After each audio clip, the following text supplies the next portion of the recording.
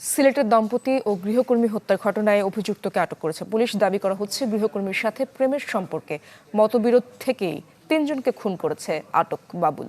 চাঞ্চল্যকর এই হত্যাকাণ্ডে এখনো মামলা হয়নি।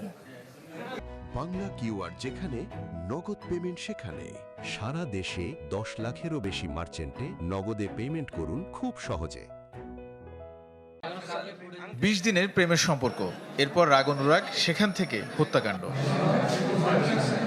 বুধবার সিলেট নগরীর রায়নগরে ট্রিপল মার্ডারের নেপথ্যের কারণ খুঁজে পেয়েছে পুলিশ। ঘটনার ২৪ ঘন্টায় গ্রেপ্তার করা হয়েছে অভিযুক্ত ঘাতক বাবুলকে। উদ্ধার করা হয়েছে হত্যায় ব্যবহৃত অস্ত্র। পুলিশ জানায় গৃহকর্মী তাহমিনার সঙ্গে বাবুলের প্রেমের সম্পর্ক ছিল। কদিন আগে তাদের মধ্যে একটি বিরোধ থেকে ক্ষুব্ধ ছিলেন বাবুল। এর জেরে বাসায় ঢুকে তাহমিনাকে হত্যার পর আব্দুস সাত্তার দম্পতিকে হত্যা করে সে। ঘটনা আড়াল করতে পালিয়ে যায় বারান্দা দিয়ে। হত্যায় ব্যবহৃত অস্ত্র ফেলে দেওয়া হয় বাড়ির পেছনের জঙ্গলে।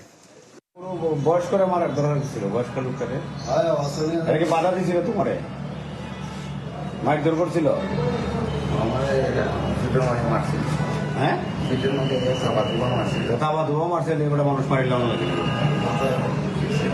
রক্তমাখা শপিং ব্যাগ সেটিও এখানে আছে, পাশাপাশি ছুরিটিও আছে। ছুরিটি আমরা যে হাতলে দেখেছি রক্ত সদৃশ কিছু একটা বস্তু আছে, এবং ছুরির যে অংশ, যেটা ধাতব অংশ, সেখানেও মাটির সাথে লেগে হয়তো ছুরিটি সে ধোয়ার চেষ্টা করেছে বা ধুয়েছে, একদম একেবারে পরিপূর্ণভাবে হয়তো সে ধুতে পারেনি। এলাকাবাসীর দাবি, বাবুল কখনো কাঠমিস্ত্রি, রং মিস্ত্রি, রিকশা চালক ও কখনো কসাইয়ের কাজ করতেন। তার বিরুদ্ধে বখাটেপনা ও নেশার প্রবণতার অভিযোগ রয়েছে। ঘটনার দিন ওই বাসায় বাবুলের প্রবেশের বিষয়টি ধরা পড়ে সিসি ক্যামেরায়। থেকে যাইতাম, রাতকে দেখতাম তো ওরা একটা গ্রুপ ছিল, ওইখানে বসেই নেশা করতো। হ্যাঁ, ওদের অনেকবার ওদের বিচারও হয়েছিল।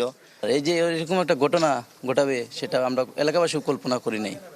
নিহত আব্দুস সাত্তারের ৪ সন্তানই প্রবাসে। তারা দেশে ফেরার পর এই ঘটনায় মামলা করার কথা রয়েছে।